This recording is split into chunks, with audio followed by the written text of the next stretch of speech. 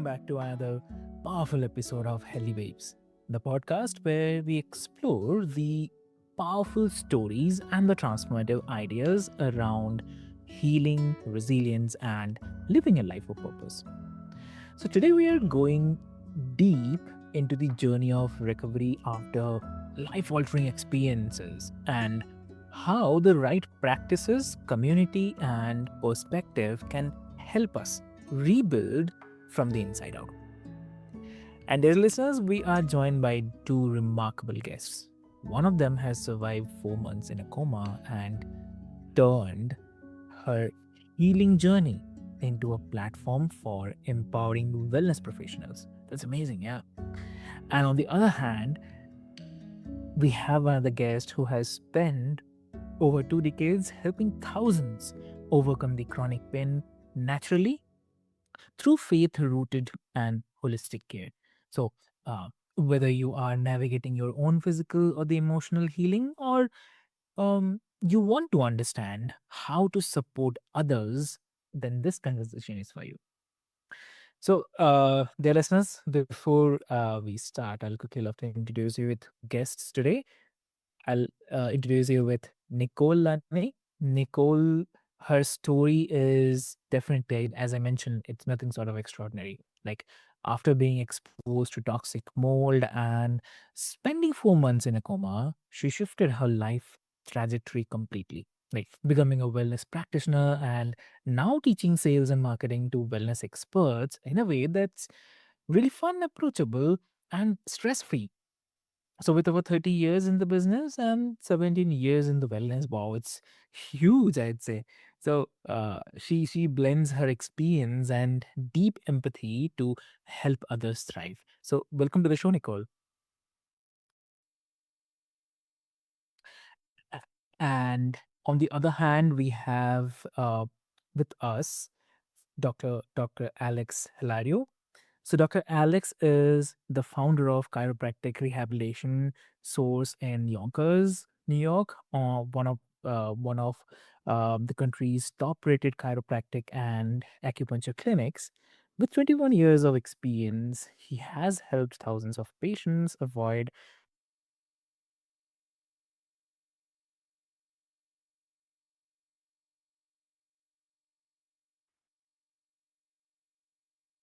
think I lost the volume there. yeah, no issue. So we'll continue, no issue. And so, Dr. Alex has helped thousands of patients avoid surgery and the chronic medication by embracing a holistic approach to the care. And his passion began with his own struggle with debilitating back and leg pain in his early 20s. And today, he integrates his mind, body, and the spirit in this mission to heal and inspire others. So, welcome to the show, Dr. Alex. Thank you. Thank you for having me. Lovely. And dear listeners, we have with us Kiara Armstrong.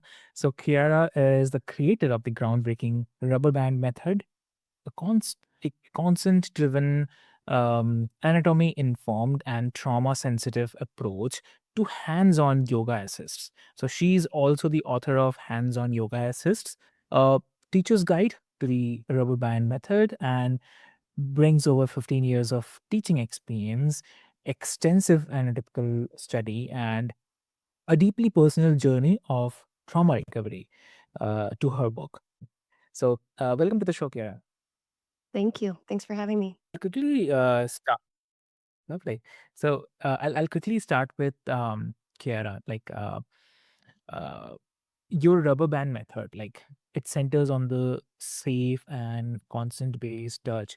So why is consent such a game changer in like how we approach touch in the yoga or the healing settings, if you can share? Yeah. Consent is really big because I think that, gosh, it's kind of a multifaceted answer. So, on the one hand, there's in many spaces, not all, but in many spaces, yoga teachers, even fitness coaches or personal trainers just kind of assume that if a student is in their space, if a person is in their space, they can touch them. Like that it's just this blind consent that's given, and there's nowhere along the way where the student or the person says explicitly, yes, it's okay to touch me. And so people are getting touched in a way that isn't necessarily, well, not in a way, but they're just getting touched and they don't necessarily want to. I remember I was at the dentist not that long ago and was getting my teeth cleaned. And I was chatting with the hygienist about what I do. And she goes, that's really funny because I just started doing yoga and they're always touching me all the time and I don't like it. But I thought that was part of what yoga is. And it turns out she had PTSD from being a veteran.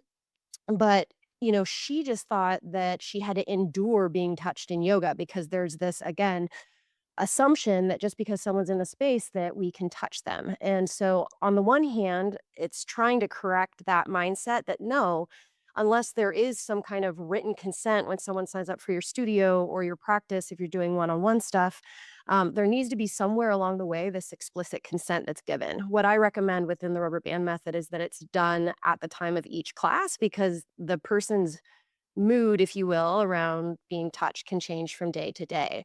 On the other hand, it's asking permission and getting consent tactfully. So in a public classroom setting, you know, teachers can sometimes ask in front of everyone. And even when we're adults, there's still the element of peer pressure where you're looking around the room thinking, oh, I don't want to be the person to say no. You feel like you need to be saying yes if everyone else is saying yes. So, how do we ask permission in a way that's tactful, that gives the student or the person that you're requesting consent from this feeling of privacy and autonomy to say yes or no to the request that you're making? That's and yeah, and thank you so much for sharing this. I mean, it's really, really uh, great.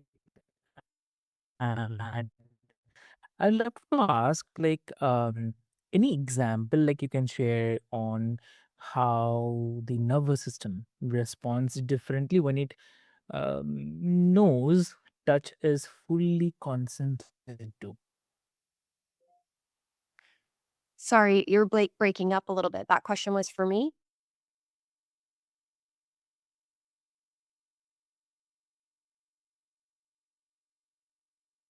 Is my video breaking up or audio? No. Okay, just double checking.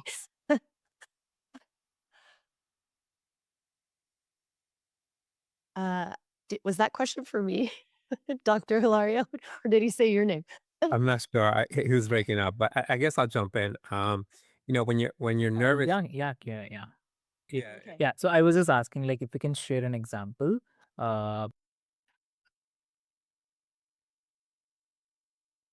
yeah. I mean, if your nervous system is being irritated, like mechanically, that's definitely going to change the way, um, how sensitive you are to specific areas. So, it does make a difference, and emotional trauma also is going to play a role in that too. Absolutely. So, um, Yes. I agree with Kiara. I think you should um, get that consent on every time there's interaction with the client or patient. Yeah, and to your point, w- one thing I try to talk about in my book is the prevalence of what I call undisclosed trauma, in the sense that when they've surveyed the United States, for example, they've found that about 2 in 5 people, men and women, have experienced some form of physical assault by their intimate partner. Worldwide, 70% of people have experienced some form of trauma. With women worldwide, 1 in 3 have experienced some form of sexual assault. And so there is this kind of there's trauma walking around all the time, particularly around touch. And then someone walks into any space with someone else and, that teacher or practitioner is just touching them without getting their consent. That can be extremely triggering. And if you think of a group room of, say, 20 people, there's a good percentage that you have about what 8 people in the room that have experienced some form of trauma, and then they're all of a sudden getting touched. So, how do we start changing the practices around requesting consent so that way everyone feels safe? That's not to say that they've had PTSD, but if they've had some experience with trauma, then getting that contact to a nervous system that's already been traumatized in that way with contact can be detrimental, I think. So, Yeah, and mechanically too. Personally, myself, I received a kidney transplant not too long ago, oh, wow. and I was seeing my massage therapist prior to the transplant, and the heat and the experience was great. And then my experience after the transplant, I mean, my skin and the small of my back was hypersensitive to the heat. Like I felt like I was burning, and I had Yeah, to physically remove it. So even with procedures that can change and could affect the way that you respond to touch. absolutely. I love that. Thanks for adding that. Lovely. So I believe, I mean, there were interruptions for my Wi-Fi. I had to change my Wi-Fi, and yeah, I am back. No problem. But uh, yeah, so uh, yeah, I was asking to you, Kiara, like was there a personal or maybe or a personal experience that made you realize that um like this was a missing in yoga culture? Any experience, personal experience? Oh, I have so many. Yeah. I guess I'll share this kind of piece from it. So I did have complex post-traumatic stress disorder that was misdiagnosed as bipolar disorder. I had been doing yoga for a really long time, and though I didn't realize I had post-traumatic stress disorder, I thought I had bipolar disorder. I was trying to um, how do I say it? Like, self-regulate in a way that other people didn't know that I was struggling as severely as I was. And so this self-regulation, kind of this mask of like, I'm okay in work or wherever I was, interacting with other people made me keenly aware and attuned to my nervous system, how things made me respond, whether that's in a group with people, how did those people make me respond, or how did that touch make me respond? And so I started to notice that in yoga, there were some people who touched me and it literally led to physical injury a couple of times, but it also felt like triggering to my nervous system and I didn't feel safe and I wouldn't even return to their classes anymore. And then there were other ones where, they did make me feel safe. And I did notice that there was this, I don't know, harmony that kind of showed up in my body. And one of those instances was with the yoga teacher, Lori, who I'd been practicing with for a long time. Right before going to one of her classes, I had gone to an ear, nose, and throat doctor because I couldn't breathe. Um, Essentially, what it was is my perpetual state of panic was so elevated that when I breathed in, my airway closed instead of opening. And so every time I tried to take a breath, it would be like, and I thought that I had some kind of disease or illness or something going on in my throat. And when I went to the doctor and they put the scope down my throat, they were like, "Oh, no, you're just breathing backwards." And there was like no help on figuring out how to breathe correctly. And at the time, this is almost 20 years ago, you went to yoga to learn how to breathe. And so in my mind, I thought, okay, well, I'll just take this to my class that I go to all the time and I'll learn how to breathe. I imagine that when I was trying to learn how to breathe in that class, it was very audible, that everyone in the room could hear me like struggling with learning how to breathe. And eventually, at the end of one of her classes, I was laying in Shavasana and she would always turn off the lights. And so it was a dark room. And she came over to me and she placed her fingers on my sternum, kind of like a nyasa. In yoga, we use the term nyasa as a focal point to kind of meditate on. And so she placed her fingers on my sternum and she said, just breathe into my hands. And I tried and I tried and I tried and I tried. And then eventually I managed to take a full breath, like an actual normal breath. And it was one of the most trauma liberating moments of my life. I actually laid there and cried for 30 minutes. She closed the class, let everyone believe in, as healers or practitioners, we might think, oh, we wouldn't want to do that. We don't want someone to start crying for 30 minutes. But for me, it was a godsend. It literally helped alleviate so many years of trauma in that singular moment. It was miraculous for me. And then it also helped me learn how to breathe, how to open up my airway and start practicing truly breathing properly, if you will. So those are some examples. I essentially became attuned to how touch felt. I saw how miraculous it could be for healing, and then turned that around and thought, okay, yoga and touch are synergistic. We can start doing more with this in a way that is beneficial for students who are coming to the practice, and treat touch just like a pranayama or breath practice, a drishti or focus practice, a mudra. How we hold our hands, or a bandha, how we lock in. And so touch is just another one of those tools that we can use to amplify the health benefits of the practice. Mm. No, that's definitely very true.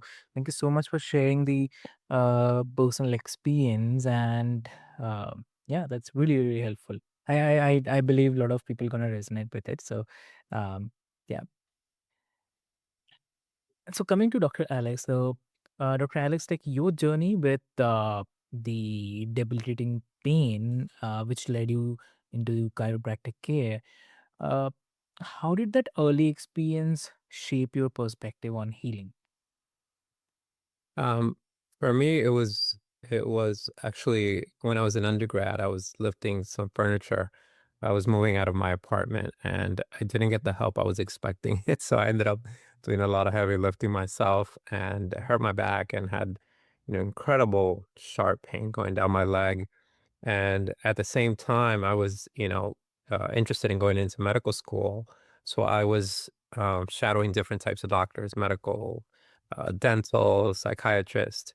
And I got an opportunity to shadow a chiropractor who, I saw the way that he was treating his patients, the relationship he had with his patients, as well as, the results he was getting without anything too aggressive like surgery or, being on medication where you're just treating symptoms.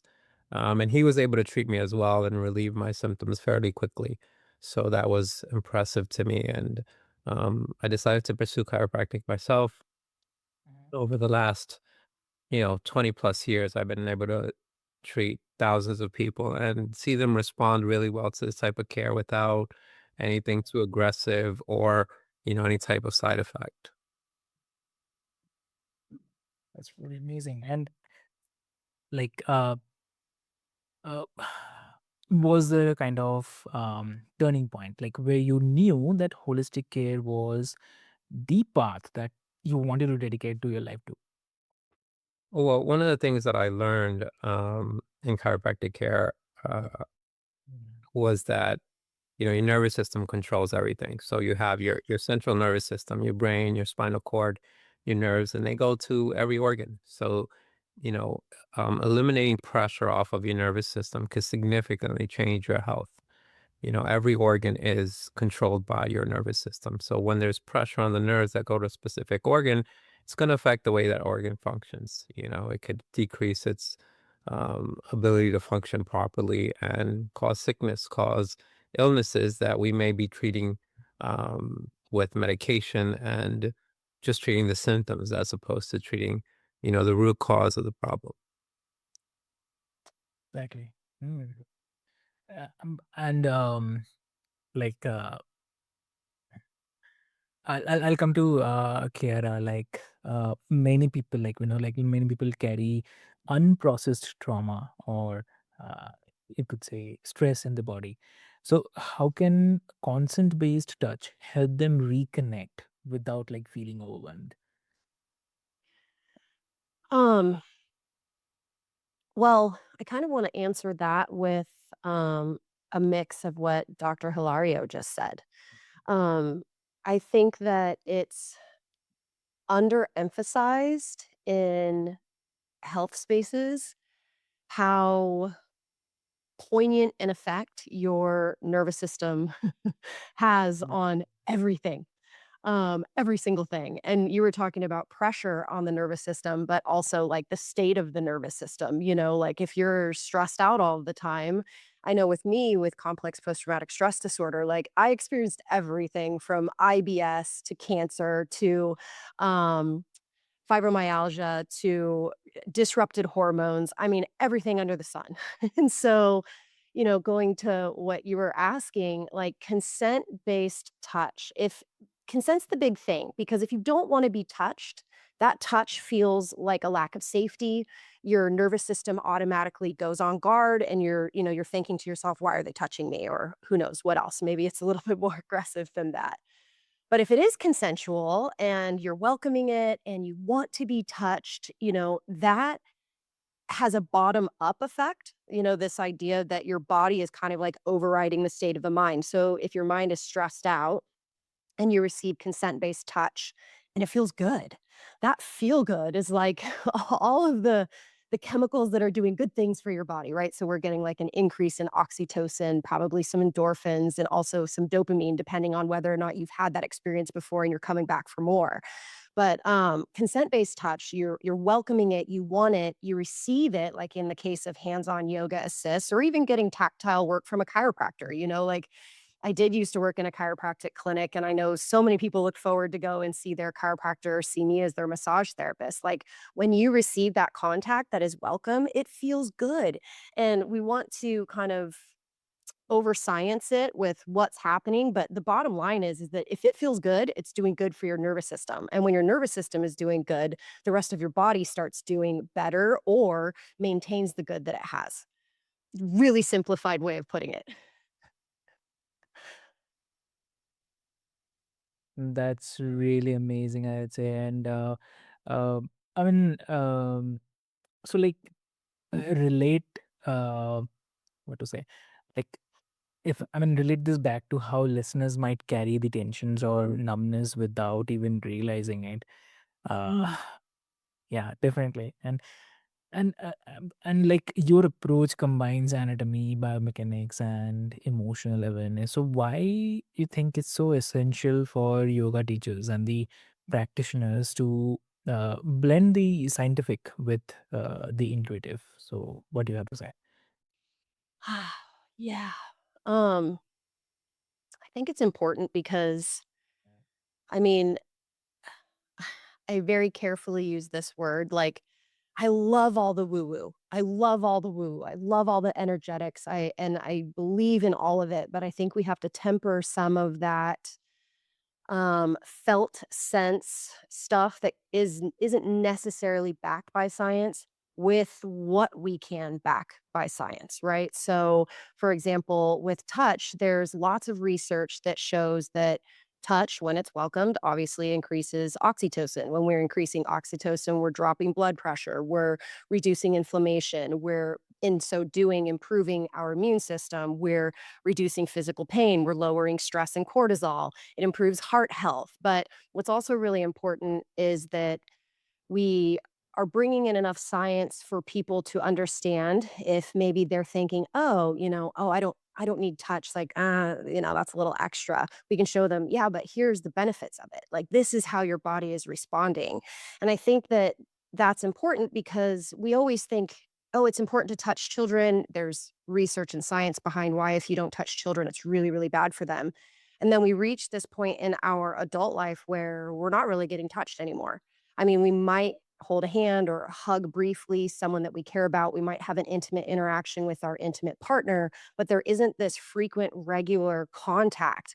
And just because we're adults doesn't mean that that changed. Children need constant contact, adults need constant contact, but we're not necessarily getting it.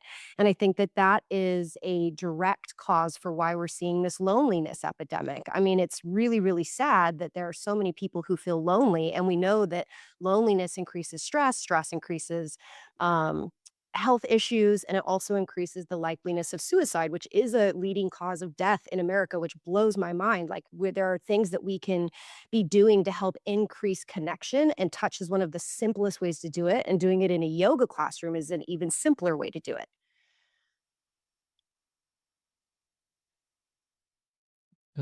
Lovely. I mean, yeah.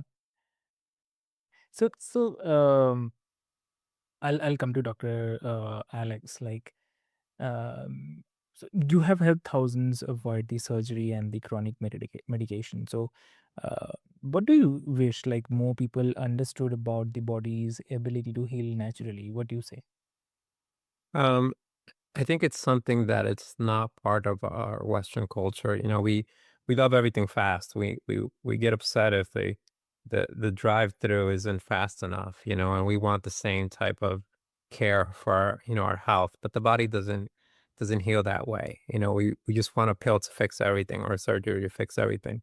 But if you've had issues that are been going on for years, it takes time for your body to heal, and kind of piggybacking on what Kiara was saying, it's a cycle where how you feel affects your hormones, how your hormones are affects your health, and in turn that leads to muscle tightness. When we're stressed out, our traps, our shoulders get really tight, our low back gets really tight, and that in turn affects, where those muscles are attached to, specifically, in the spine. And then that can alter the movement of the spine. And then that could also lead to irritation on the nervous system. Irritation on the nervous system leads to, affected organs. Based on where those nerves would go or would be going. So, it's a complete cycle, and there isn't a pill that can correct that. It's something that needs to be addressed manually. The pills are addressing the symptoms, but we want to get to the root cause, and it's important to try, especially things that are benign. Your acupuncture, your physical therapy, your massage, your chiropractic, things that are fairly safe, they're not going to have side effects, integrate those things. And I'm not saying, avoid medicine. Medicine is extremely important. Again, I recently got a transplant thanks to, the advances in medicine. So don't ignore that, but integrate the stuff that can be significant for your health and has no real significant side effects. Cool. Definitely. Yeah. And so Dr. Alex, like faith seems to be kind of a foundation in your practice, right? So how does your spiritual perspective influence the way that you work with the patients? So what do you look to say? I think, a lot of it has to do with hope. You're I I believe that we're created by, by God. And, when you believe that your body can heal, that's part of the healing process. Your belief. If you feel like, you're defeated and nothing's gonna work, that's gonna affect the way your body heals or doesn't heal. So that's a big part, is instilling hope in the patients, as well as walking them through the process, letting them understand that it is a process and it's gonna take some time. Exactly. I can understand. And so I'll come to Kiara. Like Kiara, some yoga teachers feel hesitant to use touch because they're afraid of doing it wrong. So how does the rubber band method like help build the confidence while still protecting students? Yeah, thank you for that question. I have a lot of empathy for the fear of doing it wrong, in the sense that, I think it's more of a fear of doing harm. You don't want to hurt your student, and I think that that is at the heart of that. That's really well intended. You don't want to hurt your student. And I don't believe that people should fake it till they make it, meaning go and just touch people however and try to figure it out on the fly. Within rubber band method, and this was so I guess I have to give a little bit of context to this. So I was raised by a massage therapist, and I've been giving massage in my mom's office to friends since I was a kid, and started doing a massage back in 2014. But essentially over the course of my life, I was learning how to read tissues. I was learning quality of touch. My mom even taught massage therapist how to become massage therapist. And so in a way, she was teaching me quality of touch throughout my life. And I became popular as a yoga teacher and started leading teacher trainings. And everyone wanted to know how to do the hands-on yoga assist that I was doing. And it's like, sure, no problem. I'll teach you how to do it. Like, I'd love to bring this into the program. But I quickly realized that quality of touch was something that is not necessarily intuitive. Not all people know how to place their hands on someone and read the tissues, read their safe bounds when they're being stretched or being manipulated, if you will, for lack of a better term. And so I started to realize, okay, I need to find a way to teach something that's almost just intuitive for me now that I don't have to think about. I can just instantly read the tissues. How do I translate this to my students to where they can learn quality of touch? And the analogy of a rubber band came up. So when you're stretching a rubber band, you'll feel that it has this stretch capacity, and then the rubber band reaches this point where it wants to kind of pull back towards its center. Like you can tell that there is this resistance that shows up. When you're stretching or pressing on a person, their tissues manifest in a lot of the same way. You can feel where there's this stretch, and then if you're going slowly enough and you're really listening to the cues that the body is giving you, you will feel where there's this point where there's a bit of resistance, like it pulls back towards you.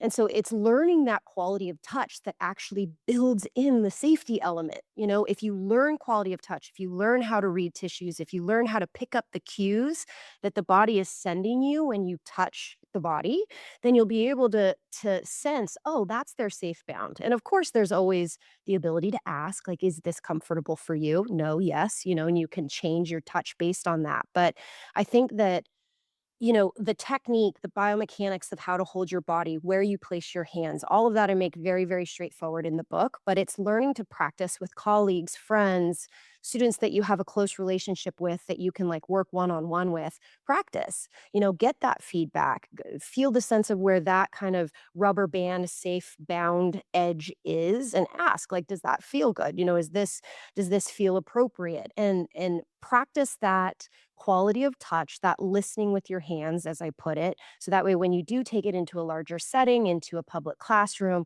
you kind of have that safety piece built in where you're not going to take it too far. Taking it too far essentially is where you could do harm, where you could hurt your student. And so, learning that quality of touch is a big piece in understanding that you won't do it wrong, that you can avoid hurting someone. Exactly. Thanks for sharing that. Um, and also, I'll come to Dr. Alex. Like, what according to you are the misconceptions do people still have about chiropractic care, and how do you break through that fear or skepticism? Um, a lot of times it's because of lack of knowledge. Sometimes I'll even, I have a lot of medical doctors that refer to me, and I'll have sometimes patients that'll go to their orthopedic doctor, for example, and they'll tell them, don't go back to the chiropractor because they don't understand what we do. Chiropractic care also varies in terms of the amount of pressure and the touch because, it's tailored specifically to the patient and the patient's needs. I've had patients with cancer. I've had patients with osteoporosis. I've treated infants. So, the pressure varies. So it's very safe. We have, probably the lowest malpractice because it is very safe. Um, and, a lot of people think that it's dangerous or they could, hurt you. But again, it's very safe. And it's just sometimes a lack of information. I would say to people who've never tried it to give it a try to see how it can change your health and your life. A lot of times we'll lose the normal curvature in the spine and we'll have irritation on the nervous system and we'll be dealing with health issues for a long time. And it's as simple as getting that curvature back and that motion back in the spine. And, now you can get off of your medication that you've been taking for a long time.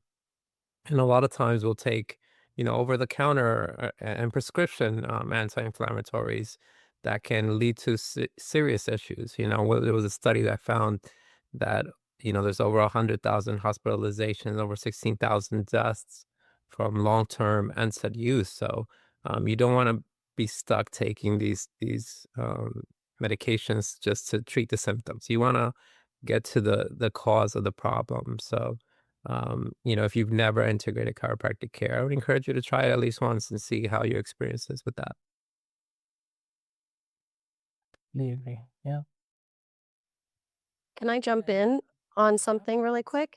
I love that you brought that up because I think that, meaning the pressure, even as a chiropractor, because I think that anyone who's making contact with someone else in not necessarily clinical, but if you have a means to an end by touching them, it's not just a hand on the shoulder, like you're manipulating their body in some way, whether that's massage, chiropractic, even a personal trainer or a yoga teacher. If you are going to be manipulating the body in some way, you do need to learn that quality of touch. You need to learn how to adapt your pressure, like you had mentioned, but also how you're adapting that pressure is by learning the cues. You're listening, okay, this person has a little bit more density, as I put it. Like it might feel like there's a bit more resistance in their tissues, or it feels like they're really, really loose, like all very kind of basic terms to describe, like, what are you noticing? Everyone is built differently. And so we shouldn't approach everyone with the exact same type of pressure or technique, if you will. And that's the thing that's missing in the yoga industry that I'm trying to change is that it's like if we are going to be touching people, we need to learn quality of touch. We need to learn how to adapt our touch in a way that it can be tailored for each person because everyone's built different, especially in a public yoga classroom. You will have women who likely have osteoporosis and you don't necessarily know, or you have, a very, very young, robust athlete who has a completely different physiological makeup from someone who, say, does have osteoporosis and is 40 or 50 years older than, this other student. And so learning how to read the body, read those cues, and adapt your touch accordingly. Thank you so much for sharing that. And it definitely a great thing. And um, this is to both of you. Like, if listeners could take just one step towards reconnecting with their bodies today, what would you suggest to both of you? I mean, I would say get evaluated, get checked out. You can, if you're not 100% comfortable with chiropractic, I would encourage you to see a physical therapist, see a massage therapist, see an acupuncturist, and work your way into that. Exercising is extremely important and being mindful of your nutrition as well as, the range of motion. So stretching, yoga is a good option there. Um, but you definitely want to invest in your health because, you get one body, and how you treat it is gonna affect how it treats you later on. So definitely get evaluated and look to integrate things that are, fairly safe and effective. I love that. I- yeah. My answer would be, gosh, I was trying to think of how someone could do this, but I'll leave that open to the listener, is consider how much stress is in your life. I think that we live in, at least in America, a society that is just go, go, go, go, go, go, go, go, go. And we're just running high on adrenaline and cortisol. And that has a lot of downstream effects. And so we might be complaining about our body hurting or having fatigue or, whatever it might be. And so often upstream, what that is chronic stress. And so, I mean, what I would offer is consider how much stress you're experiencing on the regular. Is it daily? Is it multiple times a day? And if so, get evaluated. And also to add to that, like consider some of these benign practices that could easily start to reduce your stress without introducing any negative side effects, right? If you go to a skilled, trained, certified or licensed practitioner, you can go to your yoga class and practice breathing or receiving hands-on yoga assists or getting a massage or going for a walk. There are so many things that you can do that will help to reduce stress and have that downstream benefit to your entire physiology that really can help you in myriad ways. So that would be my option or my offer. That's amazing. Yeah. Lovely. So, thank you so much, Kiara and Dr. Alex, for sharing your perspectives and your insights with us today. And, dear listeners, if you are listening and feeling inspired, take a small step today to reconnect with your body and your inner strength. Maybe it's a few mindful breaths and a gentle stretch, or uh, reaching out to a practitioner that you trust. And healing doesn't have to happen alone. So, thank you so much for tuning into Healthy Waves. And please do subscribe, share the episode with someone who needs to hear it, and do leave us a review. And before we move, so Kiara and Dr. Alex, if someone wants to connect with you, what will be the great medium? Thanks for having me. I think people can follow me on Instagram at Dr. Alex Hilario. That's Hilario. Or on my website, chirorehabsource.com. Perfect. Yeah, and I can be found at Rubber Band Method on Facebook, Instagram, Threads, LinkedIn. You can find me in lots of places. And my website, rubberbandmethod.com, it has online courses. It also has a link to my book. My book, Hands on Yoga Assist, Teacher's Guide to the Rubber Band Method, is available on Amazon and most major outlets. So, yeah, lots of ways to get in touch. Amazing. Amazing. So, great. So, dear listeners, I'll put all the links into the show notes for your easy reference. And with this hope, until next time, stay grounded, stay hopeful, and keep writing your own wave of healing. So, thank you so much. Thank you.